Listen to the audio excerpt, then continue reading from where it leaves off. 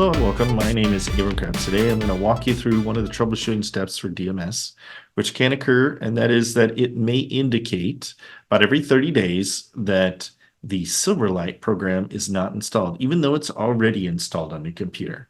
The way to avoid this is to bring up Edge, to come up here, and we're going to copy this link up here. So we're going to just copy that. We're going to come over here to the ellipses. We're going to come down to the option that says Settings.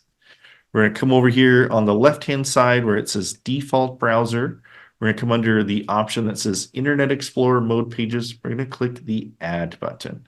We're just going to paste in that link for DMS. We're going to click Add, and it does extend this out for another 30 days. So it'll work properly for you.